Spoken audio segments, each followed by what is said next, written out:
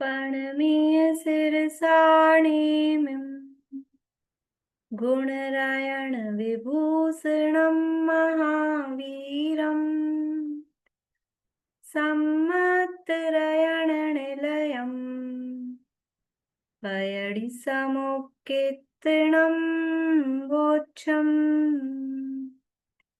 परम भय सब खंड के कर्म कांड समुदाय सहज अखंडित ज्ञानमय जयवंते जिन राय विघ्न हरन मंगल करन नमो सिद्ध सुखकार नेमि चंद जिन जगतपति साधु वचन गुणधार नेमि चंद जिन जगतपति साधु वचन गुणधार।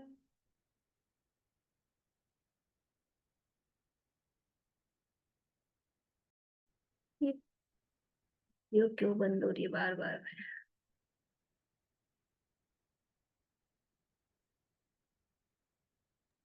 मैम मेरे को वो प्रश्न पूछना था कि हाँ 6 बड़ी निद्राओं में से शुरुआत की जो 3 बड़ी निद्रा है वो 1 इंद्री से 4 इंद्री तक के जीवों पर कैसे घटित होगी? हाँ, निद्राओं का प्रकरण अपना चल रहा था तब। हाँ, जो अपन ने देखा था किन किन जीवों को कौन कौन सी निद्राएं होती हैं, कौन सी निद्राएं नहीं होती हैं। तो देवों और नारकियों में कौन सी निद्राएं होती हैं? देव और नारकियों में कौन सी निद्राएं होती हैं? ये वीडियो क्यों बंद हो गई?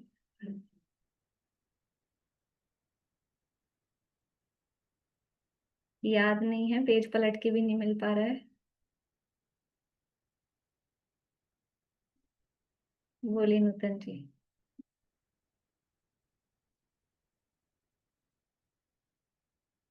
कहाँ गए नूतन जी? हाँ बोलिए। मैम निद्रा और प्रचला। निद्रा और प्रचला।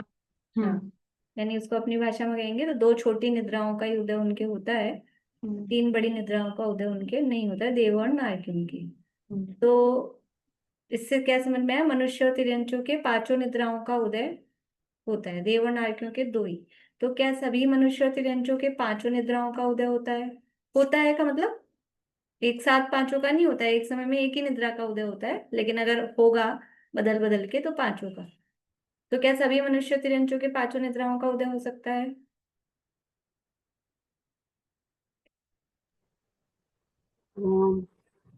हाँ मतलब एक साथ नहीं होगा, बट जिसका जैसा कर्म का उदय रहेगा उसके अकॉर्डिंग होगा, जैसा बांधा होगा, मतलब बट पॉसिबिलिटी है। ठीक है।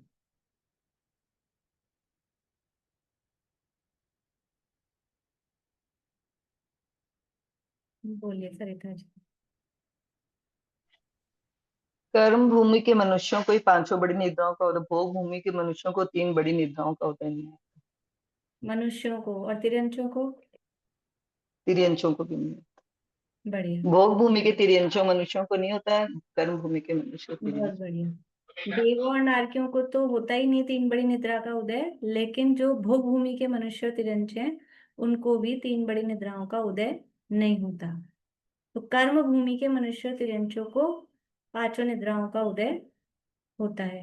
ये अपन ने गति के आधार पे देखा था, फिर अपन ने जाति के आधार पे भी देखा था, इंद्रिय वाइज। तो पांचों इंद्रिय मतलब एक इंद्रिय से लेके विकलेंद्रिय सबको पांचों निद्राओं का उदय अपन ने देखा था। मिला सबको? लिखा हुआ मिला कि नहीं? मिल गया ना? लिखा तो है? ठीक है। तो प्रश्न क्या है?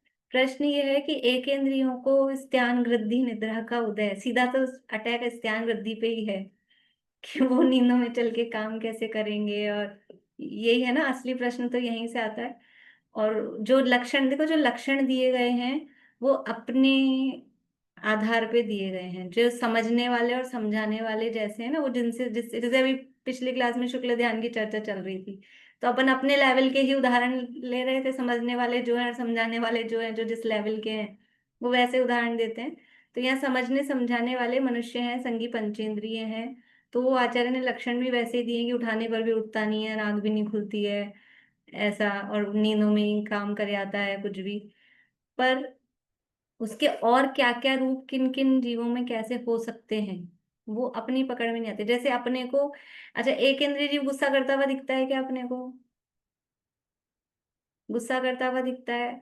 गुस्सा के लिए तो उदाहरण देते हैं लोग, ये हवा जब तेज तेज चल रही है ना, इसका मतलब उसको क्रोध आ रहा है।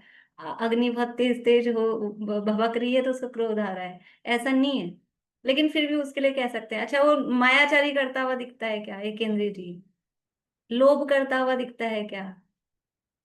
झूठ बोलता हुआ दिखता है क्या? लेकिन कषाय है कि नहीं है उनके? क्रोध मान माया लोभ और ये सब हैं कि नहीं है? वो तो है, तो दिखती नहीं है। तो ऐसे ही तीन बड़ी निद्राओं के भी उनके उदय उदीर्णा यथा योग्य होती है, और वो किस रूप में होती है वो हमको समझ में नहीं आती है। जैसे उनकी कषाय नहीं समझ में आती। लोग बोलते हैं, एक इंद्रिय की छोड़ो, लोग बोलते हैं इतना सा बालक गर्भ में वो क्या भाव करता होगा? गर्भ के बालक में के भाव होते हैं वही समझ नहीं आते अपने को। और चलो वो किसी को समझ में आते हो तो उनको लगता है ये एक इंद्रिय आदि जीव, ये कर्म क्या बांधते होंगे, इनके क्या भाव होते होंगे? कि भाव होते हैं, भाव होते होंगे तब तो कर्म बांधते हैं, और कर्म बांधते हैं तब तो उदय में आते हैं। देखो, रिजल्ट देख के उसके कारण का पता लगता है। किसी का कोई फल दिख रहा है, मान लो कोई बीमार दिख रहा है, तो बीमार दिख रहा है इसका मतलब कुछ ना कुछ बदपरहेजी या कोई ना कोई, जैसे अब किसी के जुकाम खांसी बुखार हुआ तो सबसे पहले होता है ना, कहीं भीगे थे क्या, ठंड लग गई, कुछ तो हुआ, कुछ खाने पीने में गड़बड़ हो गई, कुछ ना कुछ तो होता है। जो फल दिख रहा है तो कोई कारण होगा। तो ऐसे ही कर्म के उदय दिख रहे हैं तो कुछ ना कुछ उनके कारण होंगे, और वो कारण क्या है कि कर्म, कर्म के कारण वो उदय आ रहा है। और कर्म के कारण उदय आ रहा है तो कर्म कैसे बंधे हैं कि यथा योग्य भाव भी हुए होंगे। तो एकेंद्रिय आदि में जिस प्रकार से कषाएं व्यक्त हमको नहीं होती है लेकिन होती है उनके, उसी तरह से वो तीन निद्राएं भी व्यक्त नहीं होती है, कहने में नहीं आ पाती है किस तरह से उनकी होती है, पर होती है। ठीक। अब यहाँ अपनी चर्चा गोमट सार जी कर्म कांड है, सिद्धांत चक्रवर्ती आचार्य नेमिचंद्र द्वारा रचित।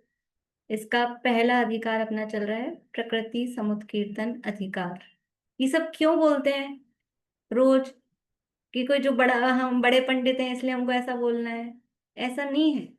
कि हम क्या पढ़ रहे हैं, उन आचार्य का नाम रोज सुन सुन के कहीं किसी को याद ना हो तो याद हो जाए, कौन सा अधिकार चल रहा है तो अधिकार का नाम याद हो जाए, और उनका एक समझ लो बहुमान, कि हम जिन आचार्य के द्वारा रचा गया ये ग्रंथ पढ़ रहे हैं तो सबसे पहले जैसे मंगल में महावीर भगवान को याद करते हैं, कि कुनकुंद आचार्य को याद करते हैं, ऐसे ही जो ग्रंथ कर्ता आचार्य हैं उनको याद करने की भी बहुमान का भाव भी रहता है, इसलिए। तो यहाँ प्रकृति समुत्कीर्तन अधिकार चल रहा है, जिसके अंतर्गत अपना जो कौन सा टॉपिक चल रहा है अब, मूल उत्तर प्रकृतियों का स्वरूप, ये अपना टॉपिक चल रहा है। और इसमें ज्ञानावरण और दर्शनावरण और वेदनी, इन कर्मों की अपनी चर्चा हुई। ज्ञानावरण के 5 भेद, दर्शनावरण के 9 भेद, जिसमें निद्राओं का विशेष गाथा देके आचार्य ने यहाँ बताया है। और वेदनी की चर्चा अपन ने की। उसके बाद में यहाँ पर मोहिनी की चर्चा प्रारंभ हुई थी। समेत ध्यान गाथा आपको ये पढ़ाई है, लेकिन एक बार शब्द अर्थ और अपन इसका देख लेते हैं फिर से। बोलिए। मैम, निद्रा आपने होमवर्क दिया था तो निद्रा के बारे में लिखा है थोड़ा सा। क्या आपने होमवर्क? होमवर्क दिया था निद्रा के बारे में और कर्मों के भी बारे में। अच्छा, निद्रा का प्रकरण पढ़ के क्या लाभ हुआ? हम्म। हाँ हाँ, किस आपने किसने होमवर्क किया दिया। है होमवर्क? किस किस को याद है? याद ही नहीं है, अभी तो व्रत उपवास में लगे थे। चलिए, इन्होंने किया है, इनसे सुनते हैं, बोलिए। निद्रा दर्शनी निद्रा दर्शन वर्ण्य कर्म है, तो निद्रा आवरण कर्म है। घात्या कर्म होते हुए भी हमें रति कसाय कर्म के सहयोग से साता का अनुभव कराता है, जिसके कारण हमारी मानसिक और शारीरिक थकावट दूर होती है। लेकिन जब निद्रा के जो अलग अलग भेद और उनमें जब प्रबल निद्रा कर्म का उदय आता है तब जीव अपना शुद्ध बुद्ध खोकर सही गलत का निर्णय करने में सक्षम नहीं रहता है और निस्वयं को भूलकर हित अहित का विचार करने योग्य भी नहीं रहता है। निद्रा कर्म के उदय में जीव आलसी प्रमादी हो जाता है और चाहे सांसारिक कार्य हो चाहे परमार्थ के आध्यात्मिक कार्य हो, कोई भी कार्य सुचारू रूप से प्रयोजन पूर्वक नहीं कर पाता है, सभी कार्यों में उसके विघ्न आता रहता है। इसलिए कर्म के उदय से प्रभावित नहीं होकर अपनी मनुष्य भव की दुर्लभता का भान करके स्वपर के भेद विज्ञान पूर्वक इस मनुष्य भव को सार्थक बनाने का पुरुषार्थ करना चाहिए। हमें जो अनमोल समय प्राप्त हुआ है जिसका हमें जो अनमोल समय प्राप्त हुआ है जिसका हमें सदुपयोग पूर्वक स्व के कल्याण का पुरुषार्थ करना चाहिए। एक क्षण भी अनावश्यक कार्य में व्यर्थ नहीं करना चाहिए। अगर पुरुषार्थ के बावजूद भी कर्म हमारे ऊपर हावी होते हैं तो हमें समता पूर्वक आत्मरोध परिणामों से दूर रहते हुए अपने स्वभाव में परिणमन करना चाहिए। बढ़िया, बहुत अच्छा, बहुत बढ़िया। बिल्कुल ऐसा लेख टाइप और कर्म का भी लिखा है। सुव्यवस्थित लिखते हैं, बहुत अच्छा, बहुत बढ़िया। देखिए कर्म का भी लिखा, कर्म का भी आपने दिया था। फिर खूब करते हैं उसको भी। निद्रा 5 निद्राओं का जो अपन ने प्रकरण पढ़ा ना, उसका मूल बस मतलब जो अपने को समझने का मेन वही कि हम निद्रा को अच्छा मानते हैं, हम निद्रा को लाना चाहते हैं, लेकिन इससे क्या समझ में आ रहा है कि ये कर्म है और इसका उदय मतलब निद्रा लाना है तो कर्म का उदय लाना है, और वो भी घातिया कर्म है। इसलिए हम नींद के लिए जो भी प्रयास करते हैं और जबरदस्ती के, तो उनसे फिर हमारा विकल्प हटना चाहिए। मतलब नींद आ रही है नहीं आ रही है, यद्यपि निद्रा से शारीरिक थकान दूर होके थोड़ा हमको अच्छा लगता है, लेकिन कभी कदाचित नहीं आ रही हो या ऐसा प्रसंग बने तो ये विचार करना चाहिए ना कि अच्छा है कर्म का उदय, दर्शनावरण कर्म का उदय नहीं आ रहा, कोई बात नहीं। उसके लिए हम जो परेशान रहते हैं या उसको लाना चाहते हैं या उसको अच्छा मानते हैं, वो मान्यता हमारी दूर होनी चाहिए। ये 2 पॉइंट लिखे हैं निद्रा के लिए। शिथिलता शरीर में होती है, आत्मा में नहीं। और एक निद्रा प्रकृति को पढ़ने से मिथ्या बुद्धि का बल ढीला पड़ता है, टूटता है। अपनी अर्थात आत्मा का सुख स्वरूप है और शरीर में नहीं है। बढ़िया, बढ़िया। हाँ, ये इतना मुझे शरीर के समझ लिए मतलब आया। आत्मा को वास्तव में निद्रा की जरूरत ही नहीं है, शरीर के लिए ही है। और कहा था आपको उस दिन, थकान जो आ रही है शरीर में भी, थकान आने का असली कारण क्या है? असली कारण है हमारी कर्ता बुद्धि। वो कर्ता बुद्धि के कारण वो शारीरिक और मानसिक, मानसिक थकान का मूल कारण कर्ता बुद्धि है। और शरीर थकता भी है ना अगर, तो वो हमारा विषय बदलने से वो थकान दूर हो जाती है। सोना जरूरी नहीं है उसके लिए। आप कभी भी देखेंगे, नोटिस भी करिएगा, यदि हम एक ही एक काम करते करते थक जाते हैं तो हम चेंज कर लेते हैं ना यदि, तो हमारी थकान दूर हो जाती है, फ्रेश, हम खुद बोलते हैं माइंड फ्रेश हो गया कुछ, इसलिए वो मनोरंजन का कुछ भी जो भी साधन होते हैं तो भी बोलते हैं माइंड फ्रेश हो गया। सोना ही उसको शारीरिक थकान को दूर करने का या मानसिक थकान को दूर करने का कोई उपाय हो, अल्टीमेट उपाय हो, ऐसा नहीं है। अपना उपयोग बदल जाता है तो वो थकान दूर हो जाती है। तो वो असली थकान का कारण हमारे जो कर्ता बुद्धि है वो रहती है। तो उपयोग को यदि हम वस्तु स्वरूप के चिंतन में लगाते हैं तो निद्रा की आवश्यकता नहीं होती, इसीलिए मुनिराज की निद्रा इतनी अल्प होती है। बोलिए प्रतीका जी। मैम, जितना मुझे समझ आया उसके अनुसार मतलब मुझे ये लगा कि लाइक धर्म का कार्य या प्रवचन जो भी हम ये क्रिया करते हैं वो सब शुद्ध अवस्था में सही स्थान पर बैठकर करना चाहिए। मतलब विनय पूर्वक अगर हम ये मतलब जो भी हम पढ़ते हैं या जो भी हम सुन रहे हैं वो सब विनय पूर्वक वो काम करना चाहिए। और वरना दर्शनावरण कर्म का बंद होगा। मतलब प्रमाद नहीं करें जब भी हम कुछ अच्छा सुन रहे हो या फिर प्रवचन सुन रहे हो या कोई बात कर रहे हो इस तरह की। बहुत बढ़िया। यानी क्योंकि हम अगर प्रमाद करते हैं तो उससे और हमारे दर्शनावरण कर्म का बंध होता है, तो हमें ये सब सावधान रहना चाहिए। बहुत अच्छे, बढ़िया। देखिए, और असली बात जो उस दिन भी आपको बताई थी, सम्यक दर्शन की प्राप्ति यदि होती है तो सोते सोते नींद में नहीं होगी, तो उसके लिए जागृत रहना चाहिए। तो अच्छा है कि हम जागे रहें, तो हमें अपने स्वरूप का भान रहे। निद्रा, इन्होंने तो काफी लिखा, खूब सारा लिखा। तो रेणु जी ने बोला कि बेचैन बेसुध हो जाते हैं नींद में, कुछ भी पता तो रहता नहीं, होश तो रहता नहीं, ना अपनी शारीरिक अवस्था कैसी हो रही है, क्या स्थिति हो रही है, कुछ नहीं होश रहता है। तो ऐसी स्थिति कोई अच्छी नहीं है। इसलिए उसको अच्छा, मतलब देखो, सोना पड़ता है, सोएंगे ऐसा नहीं आज से सोना बंद है, लेकिन जो मान्यता में कि हम इसको अच्छा और सुख का कारण मान रहे थे, वो वास्तव में सुख का कारण नहीं है। ये हमारी मान्यता बदलनी चाहिए। तो ये प्रकरण पढ़ के अपने को कुछ लाभ हुआ वो समझ में। देखिए, गाथा नंबर 26 है। एक बार शब्द अर्थ देख लीजिए फिर से।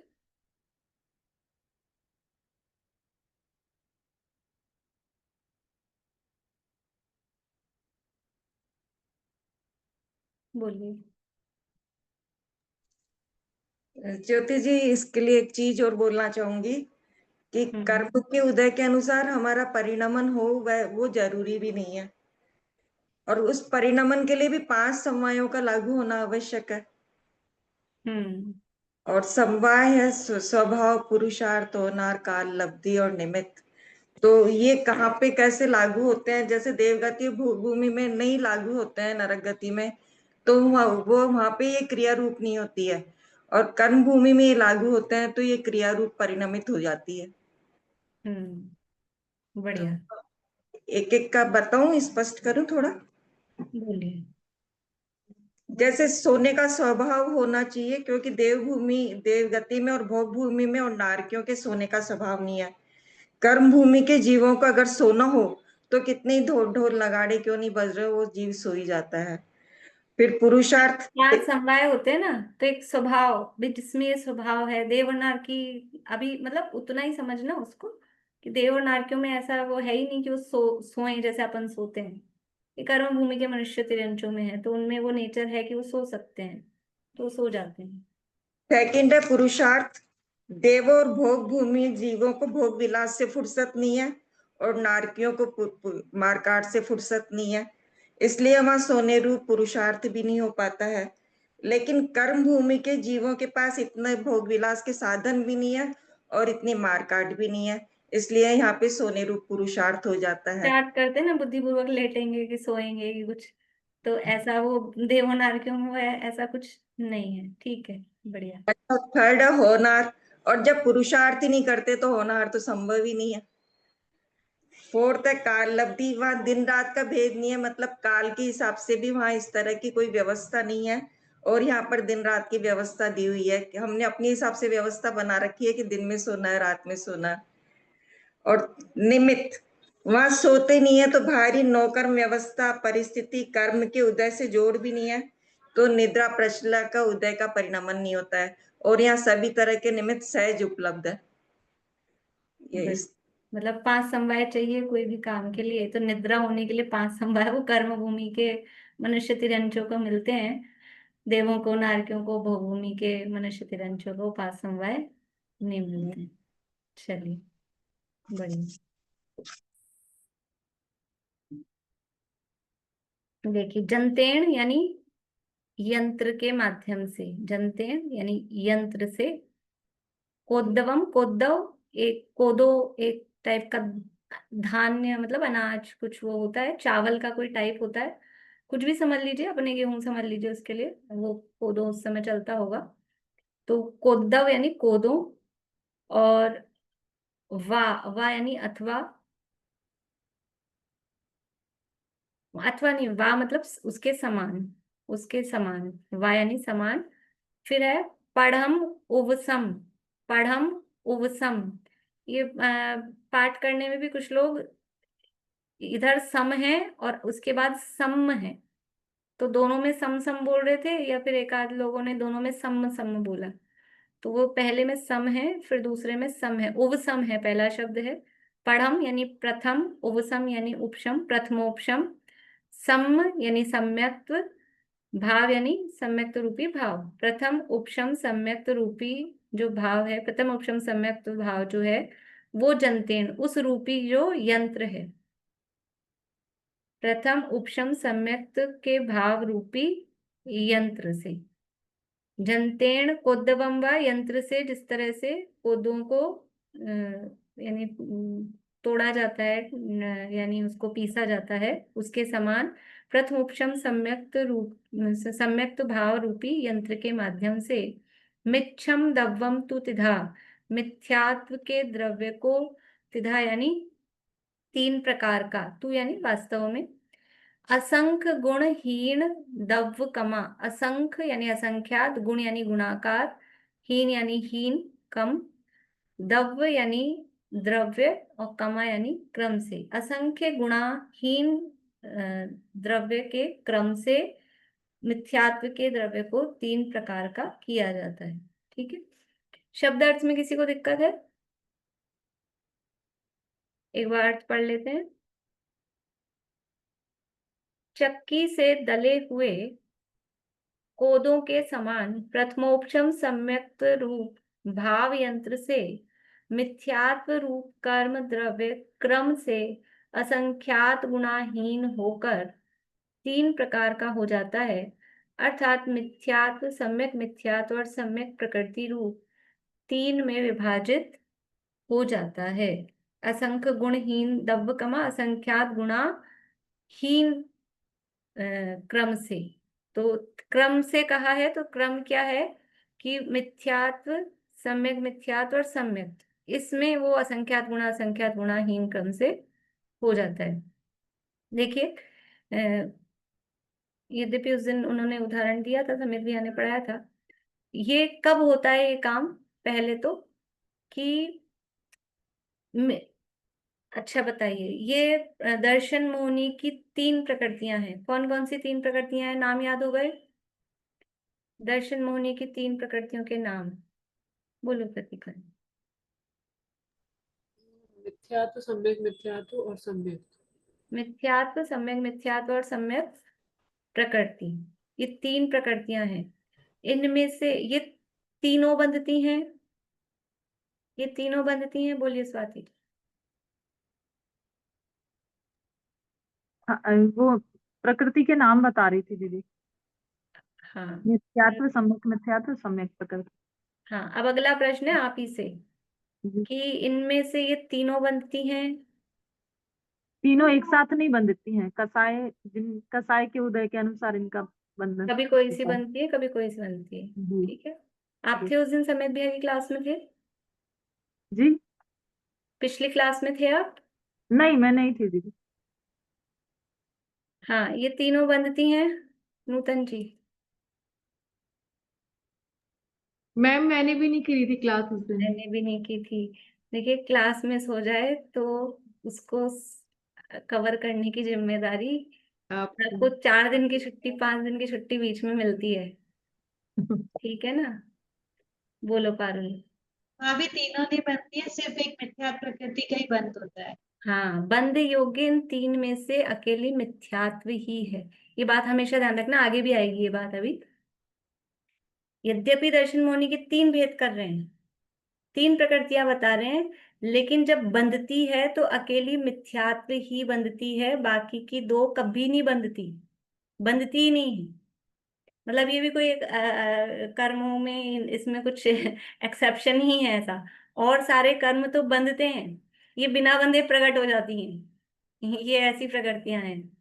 तो बंध अकेले मिथ्यात्व का ही होता है। जो प्रकृति के तीन नाम बताए हैं ना, उसमें से मिथ्यात्व नाम की प्रकृति का ही बंध होता है। तो फिर ये तीन कैसे कह रहे हैं और कहाँ से आई हैं? कि जिस समय जीव को प्रथमोपशम सम्यक तो होता है, ठीक है, उस प्रथमोपशम सम्यक तो होते ही उसके स्टार्टिंग टाइम में, प्रथम अंतर्मुहूर्त में, शुरू के टाइम में, ये मिथ्यात्व कर्म तीन भागों में बट जाता है। ठीक है, अब बातें बहुत सारे शब्द बोल दिए, दिमाग में सला गए प्रतीका जी के, ये क्या क्या बोल दिया। प्रथमोपशम सम्यक तो क्या है? ठीक है, प्रथमोपशम सम्यक तो क्या है, बोलिए बबीता जी। प्रथमोपशम सम्यक तो से आप क्या समझते हैं, जो कुछ आपको पता हो? सबसे पहले जब सम्यक दर्शन कुछ प्रकट मतलब कुछ भाग दब जाता है, सम्यक दर्शन जब सबसे पहले प्रकट होता है, जो मतलब सबसे दबा पहले सम्यक कुछ दर्शन होता दबा है, मतलब। उसको प्रथमोपशम कहते हैं, हाँ ऐसा। हाँ। प्रथमोपशम सम्यक किसे कहते हैं?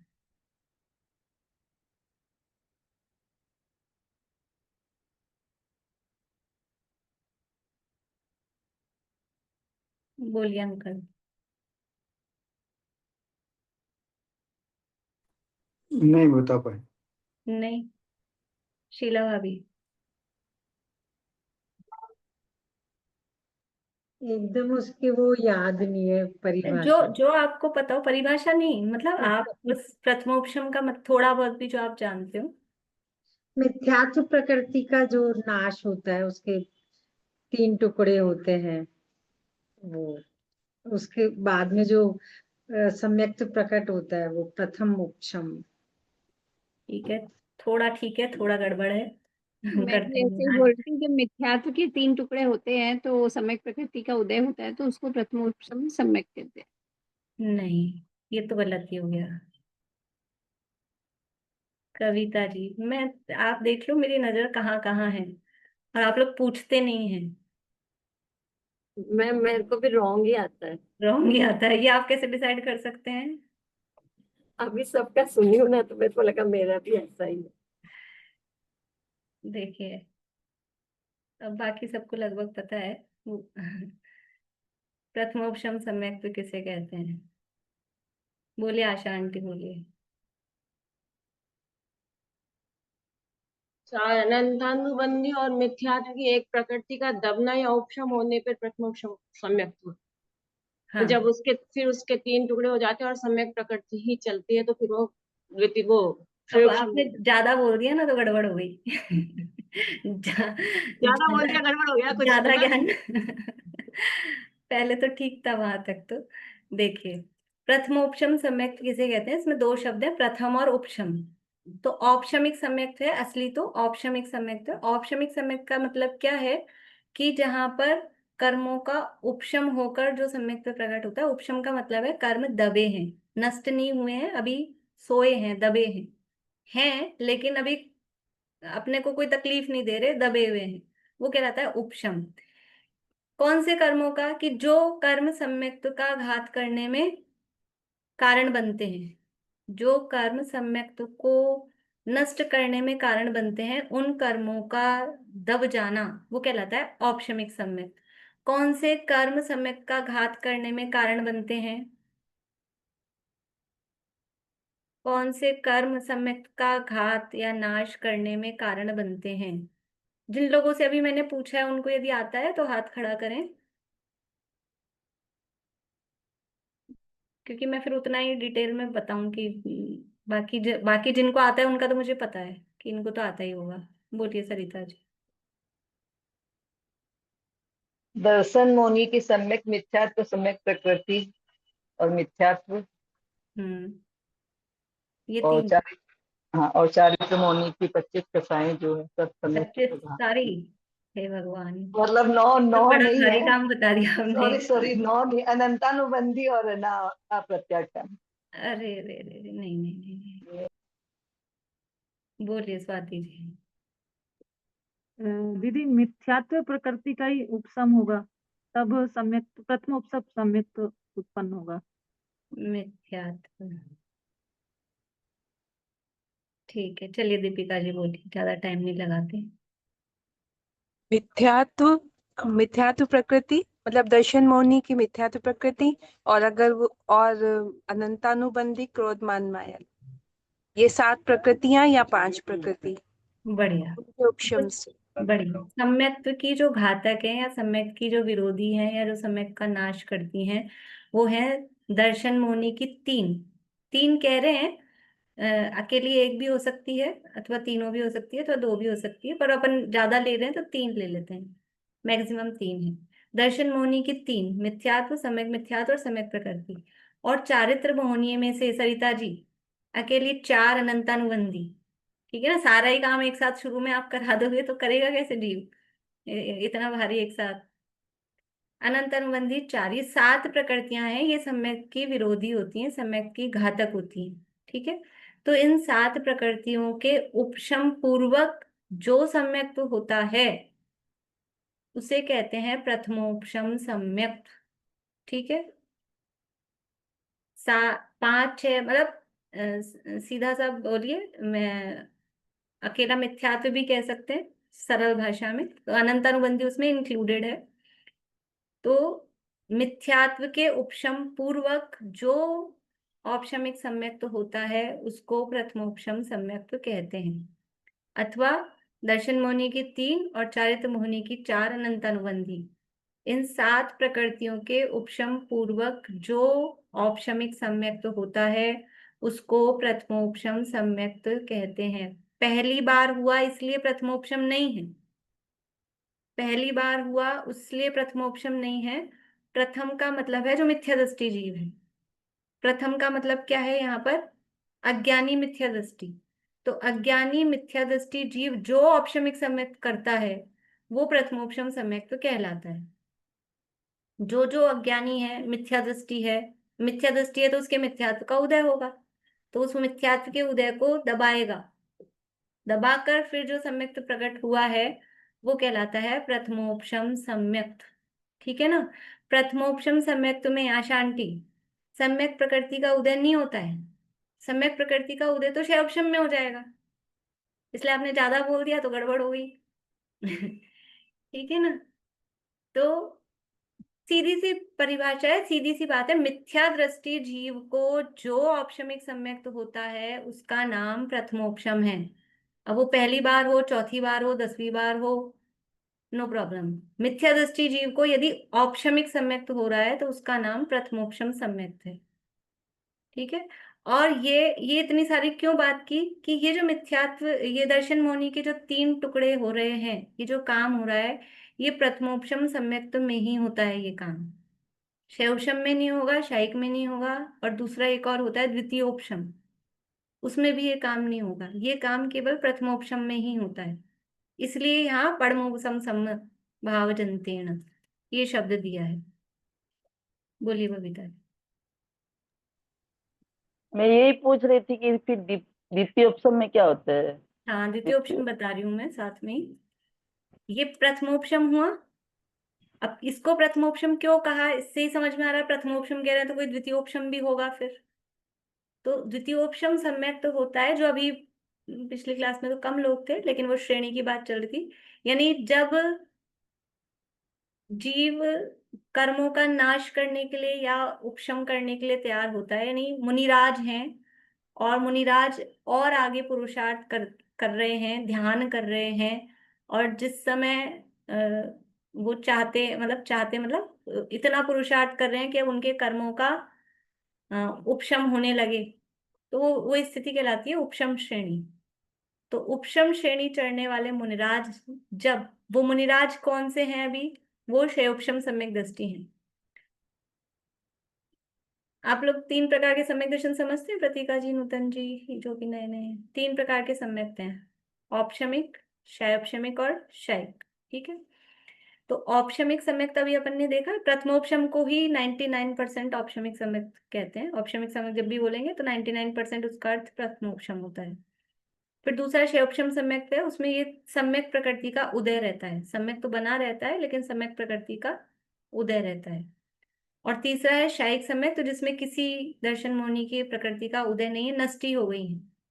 औपशमिक सम्यक्त में दर्शन मोहनी की प्रकृतियां दबी हुई हैं, शायिक सम्यक्त में सारी नष्ट हो गई हैं, और शैवशमिक सम्यक्त में एक का उदय है, बाकी सब दबी हुई हैं।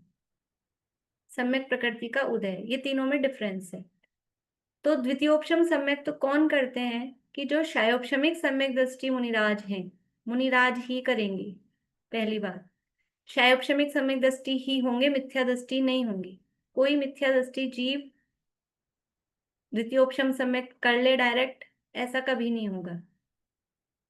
ठीक है, तो अभी हमने प्रथमोपशम की क्या परिभाषा देखी थी, मिथ्या दृष्टि जीव जो औपशमिक सम्यक्त करता है उसे प्रथमोपशम सम्यक्त कहते हैं। अब द्वितीयोपशम सम्यक्त किसे कहते हैं कि शायोपशमिक सम्यक दृष्टि मुनिराज जो औपशमिक सम्यक्त प्राप्त करते हैं उसे द्वितीयोपशम सम्यक्त कहते हैं। ठीक है बबीता जी। अब वो क्यों करेंगे भाई, जब शैक्षणिक सम्यक दृष्टि है तो वो वापस से औपशमिक क्यों करेंगे?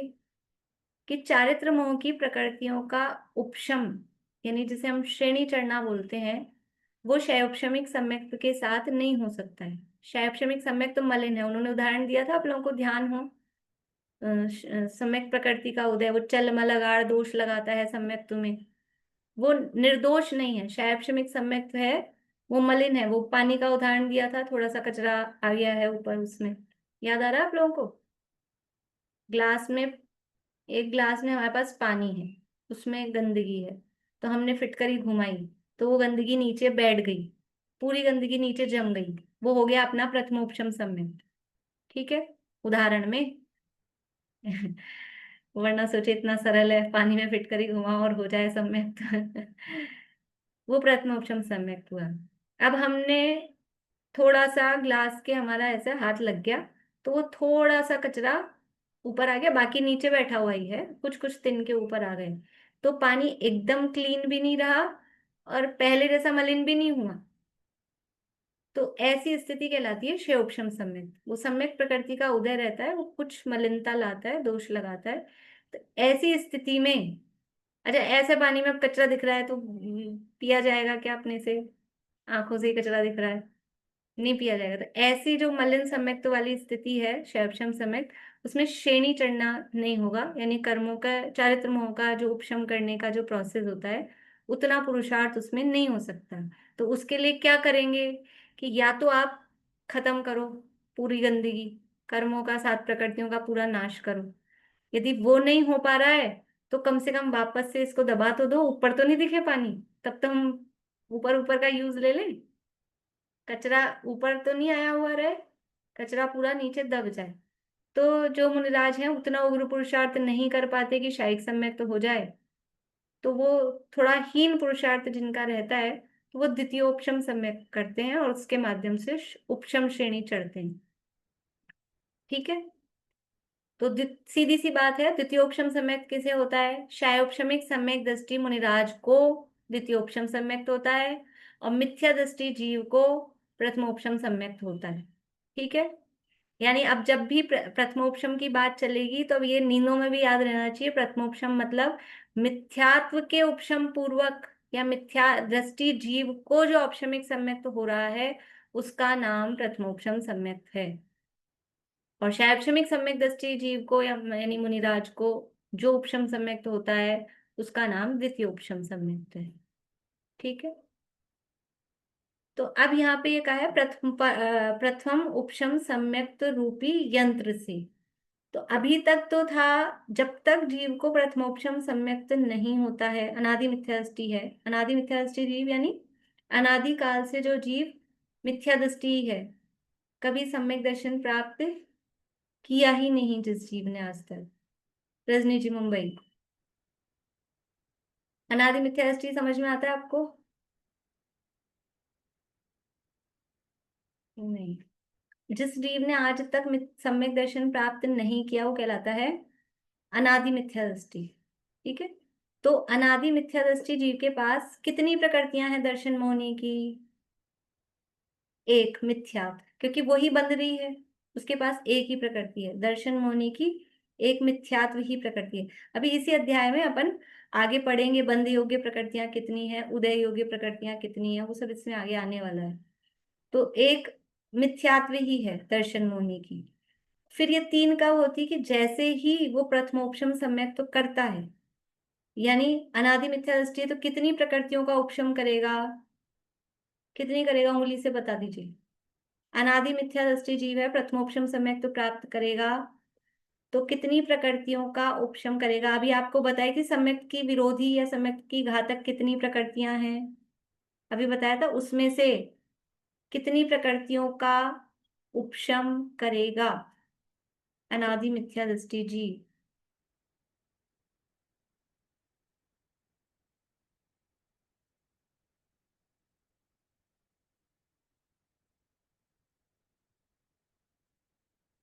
तरह तरह के हाथ दिख रहे हैं। ज्यादातर लोग तो मुझे ऐसे दिखा रहे हैं, ऐसा कोई नहीं दिखा रहा है। घनी मत है। देखिए 5 प्रकृतियों का, कितनी प्रकृतियों का करेगा? 5 प्रकृतियों का। 4 तो अनंतानुबंधी, उसमें तो कुछ होना ही नहीं, 4 तो आंख बंद करके जोड़नी है आपको, है ना। अब जो चक्कर है वो इन 3 में है, तो अनादि मिथ्या दृष्टि है, तो उसके पास अकेले एक मिथ्यात्व है, तो एक मिथ्यात्व और 4 अपनी अनंतानुबंधी, इन 5 प्रकृतियों को दबाकर और फिर वो औपशमिक सम्यक तो प्राप्त करेगा। तो जैसे ही औपशमिक सम्यक प्रथमोपशम सम्यक किसी अनादि मिथ्या दृष्टि जीव को प्राप्त होता है, उससे पहले तक उसके पास 3 नहीं थी, एक ही थी, उसने अभी तो मिथ्यात्व को दबा दिया। अब वो दबी दबी जो मिथ्यात्व दबी हुई पड़ी है ना, उस दबी दबी में ही ये चक्की चलती है, प्रथमोपशम सम्यक्त रूपी चक्की, समझते हैं? मिक्सी समझ लो, चक्की, चक्कियां भी होती हैं घरों में, और वो हाथ वाली चक्की समझ लो कोई सी भी, तो वो चक्की चलती है। तो क्या होता है कि उस चक्की में हमने गेहूं डाला, अभी अभी वाली जो अपनी चक्कियां होती है ना, उसमें तो सीधा अपने को जैसा चाहिए वैसा पिस के निकल के आता है, तो इतना पता नहीं चलता। और पुराने वाली होती होंगी ना, तो उसमें पीसा, तो पीसा तो क्या होता है कि 3 तरह के पिसते हैं उसमें। कुछ तो हो जाता है बारीक आटा, कुछ हो जाते हैं थोड़ा दलिया टाइप, थोड़े टुकड़े ऐसे मोटे, और कुछ गेहूं ही रह जाते हैं। ऐसे 3 तरह की उसमें वैरायटी हो जाती है। तो ये प्रथमोपशम सम्यक तो रूपी चक्की चलाई, तो जो वो मिथ्यात्व रखा था ना सत्ता में दबा हुआ, वो अंदर ही अंदर ये जीव के परिणामों के निमित्त से ऐसा होता है कि वो मिथ्यात्व के 3 टुकड़े होते हैं। 3 टुकड़े होते हैं, उसमें से एक बड़ा भाग तो रहता है मिथ्यात्व का ही, और थोड़ा एक छोटा भाग हो जाता है वो सम्यक मिथ्यात्व रूप हो जाता है, और एक थोड़ा छोटा भाग होता है वो सम्यक प्रकृति रूप हो जाता है। तो ये उन पे नाम लिखे होते होंगे कैसे हो जाते हैं, और मिथ्यात्व कर्म का ऐसे पाउडर चूर्ण वूर्ण कैसे बनता है, कि एक्चुअल में क्या होता है कि ये भी अपन बाद में आगे पढ़ेंगे कि मिथ्यात्व किसे कहना, सम्यक मिथ्यात्व किसे कहना, सम्यक प्रकृति किसे कहना, ये उनके फल देने की जो शक्ति है उन परमाणुओं में, उसके आधार से इनका डिवीजन होता है, उसके आधार से इनका नाम पड़ता है। वो कैसा फल देंगे, मिथ्यात्व है तो वो मिथ्यात्व कैसा फल देगा, मिथ्यात्व कर्म कैसा फल देगा, बताओ मिथ्यात्व कर्म का फल क्या आएगा? बोलो प्रीति, मिथ्यात्व कर्म का क्या फल आएगा? जीव को मिथ्या दृष्टि बना देगा। बहुत बढ़िया। मिथ्यात्व कर्म का फल ये है कि वो मिथ्या दृष्टि हो जाएगा, तो वो उसका ऐसा फल है।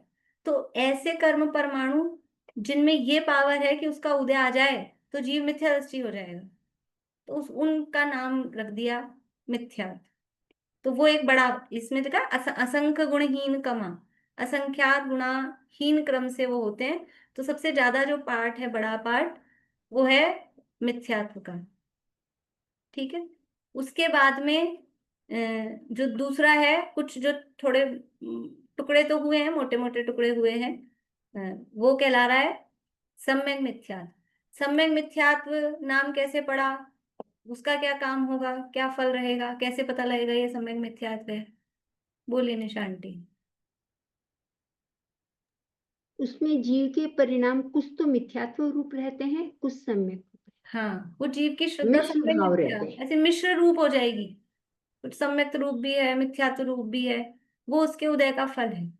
तो उन जिन परमाणुओं में ऐसी पावर है कि वो जीव की श्रद्धा को इस तरह का बना दें, वो वाला परमाणु कहलाएंगे सम्यक मिथ्या।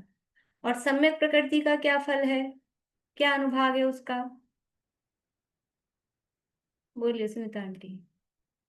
उसमें चल मल अगाड़ दो सजाएंगे, वो संशय रहित, वो संशय हाँ, सहित हो जाएगा। सम्यक प्रकृति का फल यह है कि वो सम्यक्त को नाश नहीं करेगा, लेकिन दोष लगाएगा। पूरा खत्म तो नहीं करेगा, लेकिन बीच बीच में उछल कूद करेगा, कुछ कुछ वो दोष लगाएगा, लेकिन खत्म नहीं करेगा। तो ऐसी शक्ति संजीव जी के प्रवचनों में जिन्होंने कभी सुने होंगे, तो वो एक जहरीले लड्डू का उदाहरण देते हैं उसके लिए। या अपन ने सर्दी वाले लड्डू होते हैं, गुड़ के लड्डू, गोंद वाले, वो सर्दी में बनाया, लेकिन जहर वाला था, जहरीला था। वो अच्छा खासा टाइट हो जाता है, जम जाता है सर्दी में घी से, और उसको तोड़ा, ऐसे तो खाया नहीं जाता है, तो उसको तोड़ा, तो तोड़ते हैं तो क्या होता है, जब लड्डू को कुछ तो बड़ा बड़ा मोटे मोटे पार्ट हो जाते हैं, कुछ थोड़ा छोटे होते हैं, कुछ चूरा हो जाता है, ऐसे ही होता है बिल्कुल। तो वो जो मोटे मोटे, अब जहरीला लड्डू है ना, तो जिसने इतना मोटा टुकड़ा उस जहरीले लड्डू का खा लिया, क्या होगी उसकी स्थिति? वो तो सिधारेगा, वो इतना बड़ा मोटा जहर का खा लेगा, वो तो मरा। तो जिसके मिथ्यात्व का उदय आ गया मतलब मर गया, अब सम्यक तो नहीं बचने वाला है उसका, वो मर गया। और जिसने थोड़े छोटे वाले टुकड़े खाए, थोड़े छोटे हो गए थे वो टुकड़े खाए, उसकी क्या स्थिति है? कि उसकी ये स्थिति है कि यदि उसको टाइम पे हॉस्पिटल ले जाएं तो बच भी सकता है, और डिले कर दी तो मर भी सकता है। वो मिश्र रूप है, बच भी सकता है, मर भी सकता है, ऐसी उसकी स्थिति है। तो उसका नाम है वो सम्यक मिथ्यात्व, इस तरह का उदय। और तीसरे वो बिल्कुल बारीक चूरे है, उसमें बहुत कम तो उसका अंश आया है, वो जिसने खाया, वो बारीक चूरा जिसने खाया, तो क्या होगा कि उसको थोड़ा अजीब मिचलाएगा, वॉमिटिंग हो सकती है, चक्कर आ सकते हैं, लेकिन मरेगा अरेगा नहीं। दोष लगाएगा मतलब तबीयत बिगाड़ेगा आपकी, लेकिन मरेगा नहीं। तो इस तरह से ये तीन प्रकृतियां हैं दर्शन मोहिनी की। ये तीन कब हो रही हैं? जैसे ही प्रथमोपशम सम्यक हुआ, उसको दबाया। प्रथमोपशम सम्यक का टाइम इतना है, मान लीजिए पूरा इतना बड़ा टाइम है प्रथमोपशम सम्यक का, यहाँ से स्टार्ट हो रहा है, यहाँ पे प्रथमोपशम सम्यक से स्टार्ट हुआ, यहाँ तक चलेगा, ठीक है, यहाँ तक चलेगा। तो यहाँ से लेके यहाँ तक का जो इतना टाइम है ना, लगभग, या ऊपर से समझ लीजिए, यहाँ से स्टार्ट हुआ प्रथमोपशम सम्यक तो यहाँ तक चलेगा। तो ये जो पहली पोर है समझ लीजिए, इतना टाइम प्रथमोपशम सम्यक के शुरू के अंतर, यद्यपि उसका टाइम भी अंतर्मुहूर्त है, लेकिन उसके भी और पार्ट करते हैं। तो उसके जो शुरू का अंतर्मुहूर्त काल है, उसमें ये काम होता है कि इस जो सत्ता में रखा हुआ मिथ्यात्व अकेला एक प्रकृति थी, उस पर ये चक्की चलती है, तो वो तीन भागों में बट जाता है। क्या फायदा है इसको तीन भागों में बांटने का? ये शक्तिहीन हो जाती है ना। अकेले मिथ्यात्व को ऐसे नष्ट नहीं किया जा सकता। आप सोचो, हम तो सीधा शायिक सम्यक करेंगे, हम हल्का काम नहीं करते, ये पहले दबाओ और फिर करो। हम तो सीधा शायिक सम्यक तो प्राप्त करेंगे, कि नहीं कर सकते, कोई नहीं कर सकता। तीर्थंकर भी आ जाए, बड़े बड़े चक्रवर्ती कोई भी आ जाए, डायरेक्ट अनादि मिथ्या दृष्टि है और तीन टुकड़े किए नहीं है और सीधा शायद समय कर ले, कर नहीं सकता। मिथ्यात्व इतना भयंकर बड़ा पहाड़ है, अनादिकाल से जमा रखा है उसको, इतना बड़ा पर्वत कर दिया। पर्वत को तोड़ने का क्या तरीका है? कि उसको भेद डालो और राज करो, अंग्रेजों की जो नीति है ना, फूट डालो और राज करो। तो मिथ्यात्व में फूट डाली, उसको पहले तीन टुकड़ों में किया, फिर तीन टुकड़े होने के बाद में जब शायिक सम्यक होता है तो उसमें भी फिर ये प्रोसेस रहती है, एक एक करके तीनों, मतलब पहले पूरा मिथ्यात्व नष्ट होता है, फिर सम्यक मिथ्यात्व नष्ट होता है, फिर जाके सम्यक प्रकृति नष्ट होती है। तो कर्मों के नाश करने की यही विधि है। तो ये प्रथमोपशम सम्यक का ये लाभ है कि पहली बार सम्यक हुआ तो उस मिथ्यात्व की शक्ति को तोड़ दिया हमने, तीन टुकड़े उसमें ये कर दिए। और ये है कि फिर एक बार हो गया तो गारंटी तो है कि अब ये जीव मोक्ष जाएगा। लेकिन अगर जीव पुरुषार्थहीन हो जाए, फिर से समझ लो संसार में लग जाए, तो वो वापस भी हो जाते हैं। वो खैर बाद में है चर्चा। तो अभी तो ये समझ में आया आपको, ये तीन टुकड़े कब होते हैं, क्यों हो रहे हैं, क्या कारण है, क्या प्रयोजन है, और किसको हो रहे हैं? सबके पास, अनादि मिथ्या दृष्टि जो जीव है, सबके पास ये तीन टुकड़े नहीं होते हैं। हमको कैसे पता लगेगा हम अनादि हैं कि सादी हैं? ये क्या करना, क्या करना है पता करके? आप तो अंतर्मुखी पुरुषार्थ करो, अपने को जानो पहचानो, अपने को लीन हो, मैं जीव हूं, अपनी फील करने की कोशिश करो, तो वो जो होगा कर्मों में अपने आप हो जाएगा। हमें कुछ नहीं करना। कर्म बांधते समय किसी ने देख दाख के बांधे थे? कौन सा बांध रहे हैं? जब कर्म बांधते समय हमने कोई देखा नहीं, पता नहीं, बंध जाते हैं। ऐसे ही चुटकियों में नष्ट भी हो जाते हैं, चुटकियों में बंधते हैं। ऐसे ही चुटकियों में, ये तो एक गाथा पढ़ने में पिछली क्लास में पढ़ी, आज पूरा पीरियड आपने लगा दिया, इतना टाइम। और जब काम होता है तो सेकंड्स का काम है, सेकंड्स का काम है, वो सब ऑटोमेटिक हो जाता है। बस करना क्या है कि अंतर्मुख दृष्टि, आत्मलीनता करनी है, अपने को जानना पहचानना, मैं कौन हूँ, ज्ञान स्वभावी, मैं हूँ, अपने को ज्ञाता फील करें जाने, वो कर्म तो अपने आप ही छट जाते हैं। ऐसे होता है, कुएं में पानी भरने जाए, कोई तालाब में पानी भरने जाए तो पूरी काई बिछी रहती है ऐसे, तो कैसे पानी भरे, काई हटे तो हम पानी भरें? कि तुम जाओ उसमें अपना लोटा डालो, वो काई अपने आप रास्ता देती है। तो वो काई वाई पुराने जमाने हो गए, ये अपने गेट होते हैं ना ऑटोमेटिक वाले, अब मैं दूर खड़ी हूँ भी, दरवाजा खुले तो मैं जाऊं, कि तुम जाओगे तो दरवाजा खुलेगा, तो सेंसर लगे हैं उसमें, हम दरवाजा खुलने का इंतजार कर रहे हैं और वो कह रहा है तुम आओ तो मैं खुलूं। तो ऐसे ही वो कर्म तो अपने आप ही रास्ता देते हैं, कर्म कोई जबरदस्ती जीव के साथ चिपके हुए नहीं है। जीव अंतर्मुखी दृष्टि करे तो कर्म तो सब कुछ नहीं है, तुरंत झटके का काम है। ऐसा पुरुषार्थ हम करें। बोलिए बबीता जी। अंतर मुहूर्त बाद वो वापस छाए समय दृष्टि होता है या मिथ्यात्व में चला जाता है? वो उसके रास्ते हैं अलग अलग, जो भी होगा वो अभी अपन ने चर्चा नहीं की, क्योंकि अपना प्रकरण सम्यक्त्व का नहीं था एक्चुअल में। अंतर्मूर्त बाद औपशमिक सम्यक का काल तो अंतर्मूर्त ही है। उसके बाद अब ये 3 टुकड़े हुए हैं, तो इनमें से जिसका भी उदय आ जाए, मिथ्यात्व का उदय आएगा तो मिथ्या दृष्टि हो जाएगा, सम्यक मिथ्यात्व का उदय आ जाएगा तो तीसरे गुणस्थान में चला जाएगा, सम्यक प्रकृति का उदय आएगा तो गुणस्थान चौथा बना रहेगा, सम्यक तो शिवोपशम हो जाएगा। और यदि ये काल पूरा होने से पहले अनंतानुबंधी का उदय आ जाए तो दूसरे साधन गुण स्थान में चला जाएगा। 4 रास्ते हैं उसके, वो चर्चा अभी अपन ने नहीं की, अपना वो टॉपिक नहीं था इसलिए। बाकी मिथ्यात्व में आएगा ही आएगा, ऐसा नियम नहीं है, सम्यक दृष्टि भी बना रह सकता है, मिथ्या दृष्टि भी हो सकता है जैसा भी। चलिए, अभी की चर्चा में और किसी को कोई प्रश्न है? बोलिए शशि। अभी की में नहीं है, लास्ट क्लास से संबंधित है। उन्होंने ये कहा था कि अगर शायोपशमिक सम्यक्त्व 266 सागर बना रहता है, कंटिन्यू बना रहता है बिना बाधा के, तो शायिक सम्यक्त हो जाता है। तो 266 सागर के लिए उनको विग्रह गति में तो जरूर जाना पड़ेगा। तो विग्रह गति में बना रहता है ना, विग्रह गति में हाँ अच्छा बना रहता है। हाँ, मनुष्य से देव में जाएगा या देव से मनुष्य में जाएगा, आएगा, सम्यक तो सही ही जाता आता है। मेरे को ये ध्यान था कि केवल शायिक ही जाता है साथ में। हम केवल शायक तो नरक में और तिर्यंच में है। नरक और तिर्यंच में अगर जाना है सम्यक तो सहित, तो केवल शायक ही जाएगा। देव से मनुष्य में और मनुष्य से देव में तो शैवशमिक जाता है। चलिए, जिनवाणी स्तुति।